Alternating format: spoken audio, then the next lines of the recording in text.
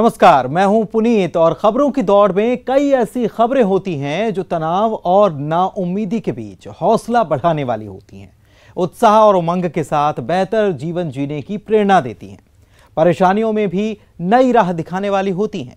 ये उनसे जुड़ी होती हैं जो हमारे समाज का हिस्सा हैं, लेकिन अपने बुलंद हौसलों से अपनी खास पहचान ये बनाते हैं। इन सब के बीच कुछ ऐसी भी खबरें हैं जो आंखें खोल देने वाली हैं, सच का सामना कराती हैं। और इस खास कार्यक्रम में हमारी कोशिश भी ऐसी ही खबरें दिखाने की है जो हैं जरा हटके। जंगल का एक भी खौफनाक जानवर अगर रिहायशी इलाके में दाखिल हो जाए तो लोगों की सांसें अटक जाती हैं। लेकिन गुजरात के अमरेली में तो एक या दो नहीं बल्कि 8 भूखी शेरनी एक साथ सड़क पर चहलकदमी करते हुए कैमरे में कैद हुई हैं।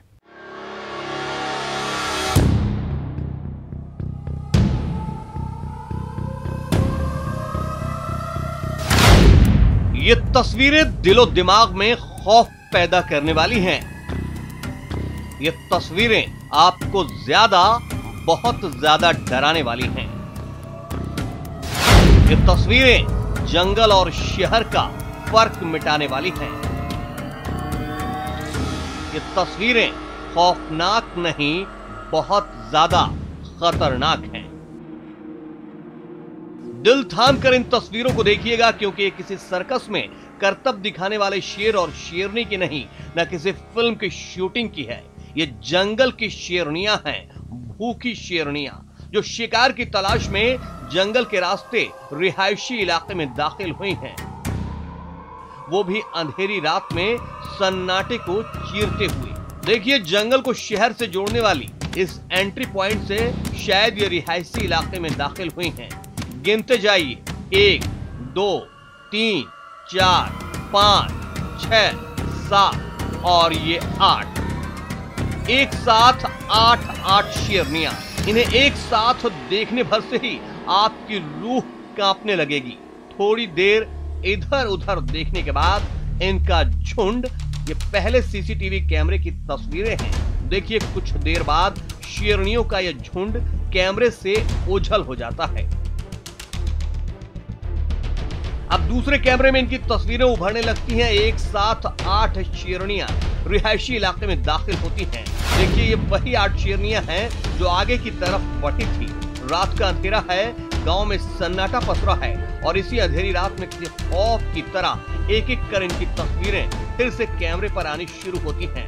अंधेरे में इनकी आंखें ऐसे चमक रही हैं, लगता है जैसे कोई मशाल जुलूस निकला हो। तस्वीरों को ध्यान से देखिए। जिस सड़क पर ये 8 शेरनियां चहलकदमी कर रही हैं, उसके दोनों तरफ मकान हैं। दीवारें कैमरे में साफ नजर आ रही हैं। शिकार को खोजते हुए ये रिहायशी इलाके में घूम रही हैं। बताया जा रहा है कि ये तस्वीरें गुजरात के अमरेली जिले के किसी गांव की है।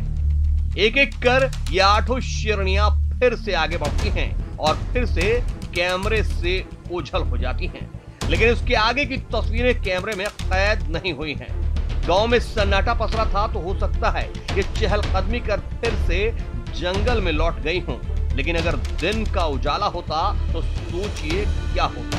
जंगल से यूं खौफनाक जानवरों का बाहर निकलना और बार बार किसी न किसी रिहायशी इलाके में दाखिल होना एक बार सोचने पर जरूर मजबूर करता है कि आखिर ये चाहते क्या हैं। क्या जंगल में शिकार की कमी हो गई है?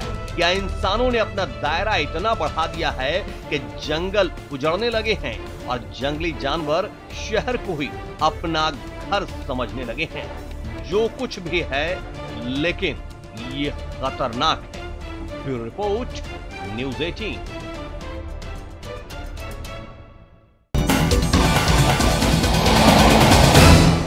वैसे तो बांधवगढ़ टाइगर रिजर्व बाघों का ठिकाना है, लेकिन अब लगता है कि जंगली हाथियों ने भी इसे अपना आशियाना बना लिया है। पहली बार 22 हाथियों का झुंड कैमरे में कैद हुआ। ये सभी एक साथ एक तालाब में मस्ती कर रहे हैं।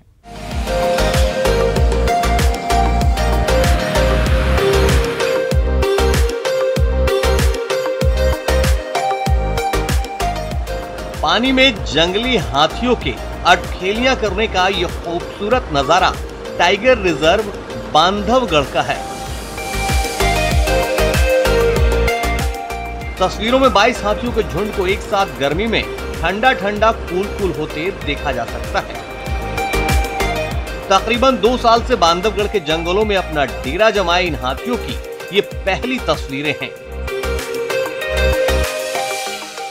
जब इन्हें यूं मस्ती करते देखा जा रहा है। पेट्रोलिंग पर निकले डिप्टी डायरेक्टर ने जब इन जंगली हाथियों की मस्ती देखी तो वो इस नजारे को कैमरे में कैद करने से खुद को रोक नहीं पाए। मैं और मेरा स्टाफ जो है रेगुलर इंस्पेक्शन पेट्रोलिंग कर रहे थे, तभी 22 हाथियों का एक झुंड हमें सुखीवा तालाब में दिखा जो ताला रेंज में है। ये जो 40 जंगली हाथी हैं ये कई विभिन्न झुंडों में बट गए हैं। उनमें से एक झुंड 22 हाथियों का हमें उस दिन दिखा। दुनिया भर में बाघों के लिए मशहूर बांधवगढ़ में सीता, चार्जर और बीटू जैसे कुछ बाघ और बाघिन हैं जिन्होंने पूरी दुनिया के वन्य जीव प्रेमियों को रोमांचित किया है। लेकिन यहाँ हाथियों को इस तरह मस्ती करते पहले कभी नहीं देखा गया और देखा भी कैसे जाता कि हाथी बांधवगढ़ के हैं ही नहीं। ये तो साल 2018 में छत्तीसगढ़ से भटक कर यहाँ आए थे। उम्मीद थी कुछ दिन बाद ये लौट जाएंगे, लेकिन ऐसा हुआ नहीं। लगता है कि इन हाथियों को यहाँ की आबोहवा भा गई है, तभी तो ये बाघों के साथ ही रहने की ठान चुके हैं।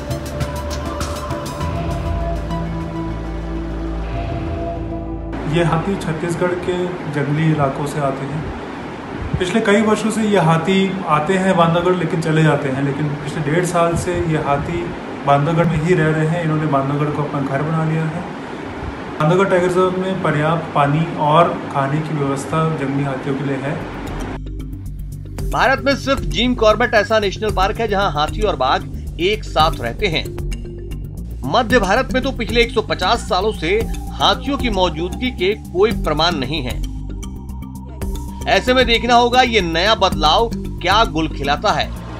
लेकिन आप तो कोरोना काल में बांधवगढ़ के मेहमान हाथियों और तमाम दूसरे रहवासियों की मस्ती देखिए, जिसे आप हजारों खर्च करके भी बांधवगढ़ की सैर में नहीं देख पाए होंगे। विजेंद्र तिवारी, न्यूज़ 18, उमरिया, बांधवगढ़।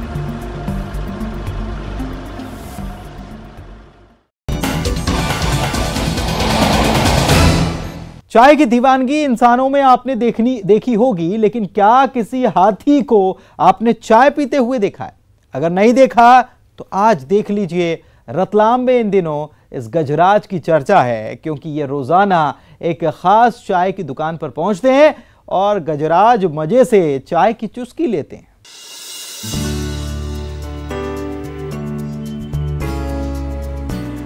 चाय के शौकीन तो आपने कई देखे होंगे, लेकिन जब गजराज को भी चाय की लत लग जाए तो फिर क्या कहने।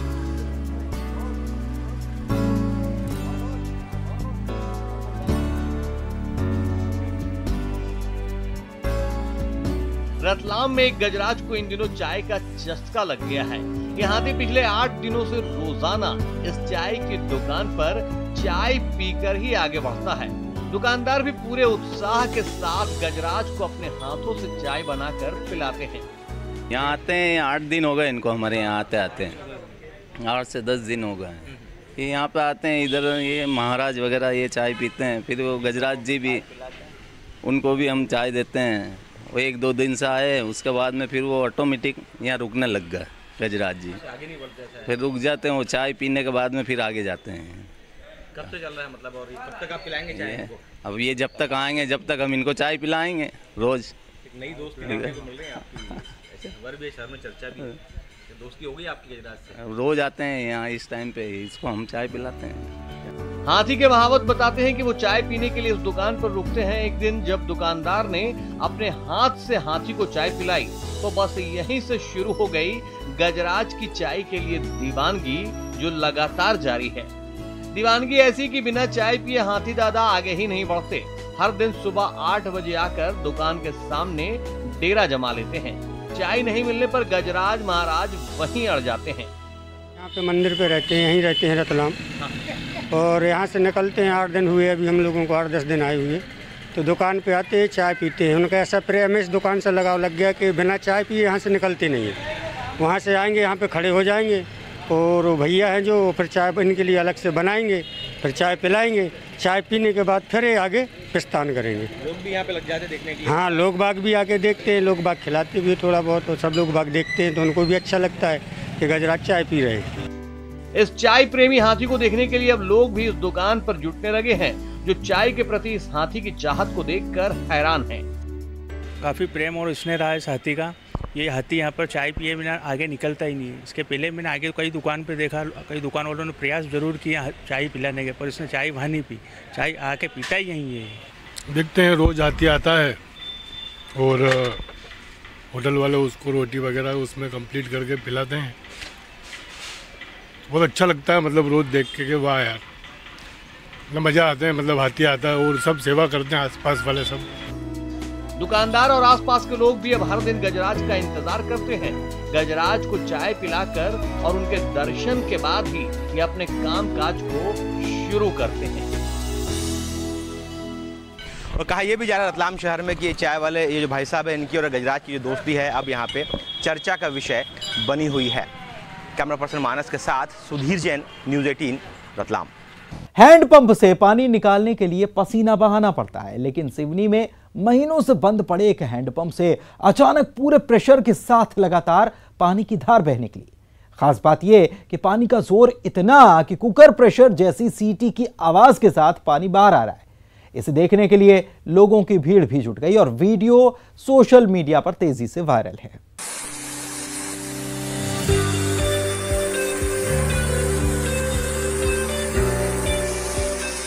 हैंडपंप से कभी इस तरह पानी निकलते देखा है? शायद नहीं देखा होगा, तो अब देख लीजिए। देखिए कितनी रफ्तार से पानी बाहर निकल रहा है, वो भी कुकर की सीटी जैसी आवाज के साथ। हैंडपंप से निकल रहे पानी में इतना प्रेशर है कि बाहर निकल रहा पानी धुंध की तरह दिखाई दे रहा है। यह ऐसा लग रहा है मानो पूरे प्रेशर के साथ गैस बाहर निकल रहा हो। ये तस्वीरें सिवनी के गंजवाड़ इलाके की हैं। बताया जा रहा है कि नागपुर रोड पर सड़क के किनारे लगा ये हैंडपंप पिछले कई महीनों से खराब पड़ा था, लेकिन अचानक बंद पड़े इस हैंडपंप से इस तरह पानी बाहर आने लगा। देखने वाले भी हैरान थे, क्योंकि हैंडपंप से पानी तब तक नहीं निकलता जब तक कोई इसे चलाता नहीं, लेकिन यहाँ तो खुद ब खुद पानी बाहर निकल रहा है, वो भी तूफानी रफ्तार के साथ। लोग इसे चमत्कार बताकर वीडियो वायरल कर रहे हैं, लेकिन जानकार इसे सामान्य घटना बता रहे हैं। बंद पड़े हैंडपंप से पानी निकलने की असली वजह सामने नहीं आई है, इसलिए पीएचई विभाग जांच में जुट गया है। अजहर खान, न्यूज़ 18 सिवनी।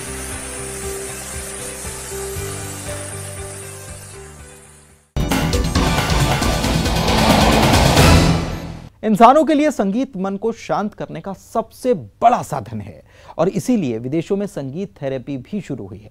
लेकिन मध्य प्रदेश के सीहोर में एक पशु चिकित्सा गायों पर संगीत के प्रभाव को लेकर शोध कर रहे हैं, जिसके नतीजे चौंकाने वाले हैं। वे पिछले 2 साल से रोजाना गौशाला में जाकर गायों को कई घंटे बांसुरी की धुन सुनाकर उनका इलाज कर रहे हैं।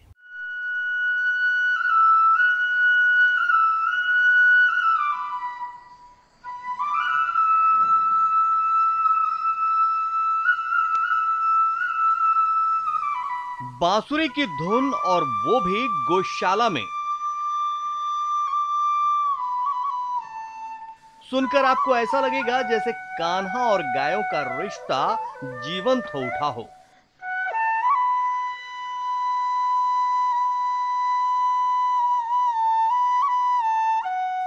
उनकी बांसुरी की धुन सुनकर भी गायें मंत्रमुग्ध हो जाती थीं।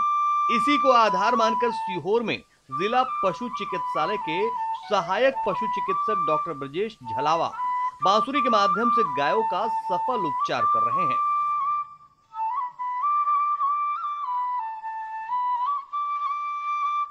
पिछले 2 साल से वो इसी तरह रोजाना गौशाला में आकर गायों को बांसुरी सुनाते हैं। इनका मानना है कि इस ध्वनि चिकित्सा से गायों के ऊपर अद्भुत प्रभाव सामने आने लगे हैं।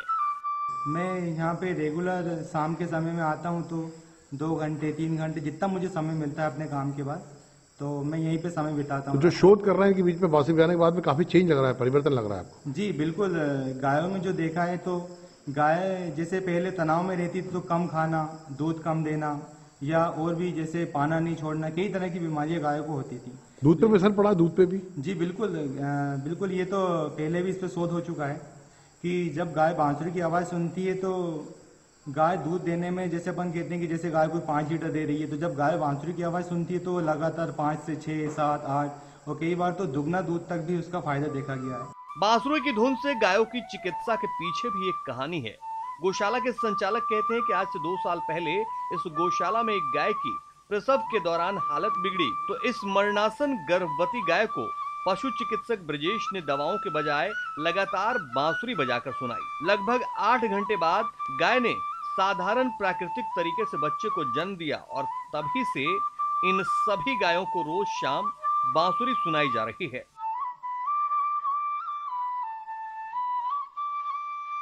एक बार एक बहुत कमजोर गाय हमारे यहाँ प्रसव पीड़ा की वेदना से व्यथित थी कि तभी ब्रजेश जी उसका इलाज कर रहे थे, तो अचानक हमारे दोनों के मन में ये भाव आया कि वो मानसिक रूप से बहुत परेशान है और जिसके कारण उसको मन उसका स्थिर नहीं है।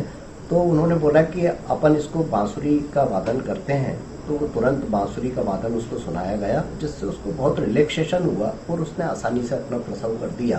तभी से हमें ऐसा विचार बना कि इनके मानसिक शांति के लिए या इनके रिलैक्सेशन के लिए बांसुरी की धुन अत्यंत कर्णप्रिय होने के कारण इनका कंसंट्रेशन अच्छा बन जाता है और अच्छे रिजल्ट प्राप्त। इस गौशाला में पल रही गायों के दूध का सेवन करने वाले भी इस बांसुरी की धुन से गायों में आए परिवर्तन और दूध की क्वालिटी को असाधारण और अति उत्तम मानते हैं। उनका कहना है कि पशु चिकित्सक का ये प्रयास सराहनीय है। संगीत के प्रभाव के कारण दूधों की गुणवत्ता और उसकी जो स्वाद है और उसकी पौष्टिकता पर भी प्रभाव पड़ता है। जहाँ वो अधिक दूध देती है वहीं उसके दूध में भी जो है वो स्वाद बढ़ जाता है और उसकी पौष्टिकता में भी अंतर है। जाहिर है युवा पशु चिकित्सक का ये प्रयोग गौशालाओं के लिए बेहद कारगर साबित होगा। एक तरफ तो सनातन परंपरा का निर्वहन होगा, तो दूसरी तरफ गायों के दूध की पौष्टिकता भी बढ़ेगी। लेकिन जरूरत है गौशालाओं में ब्रजेश झालावा जैसे पशु चिकित्सक और संगीत के महारथी की। प्रदीप एस चौहान, न्यूज़ 18, सीहोर।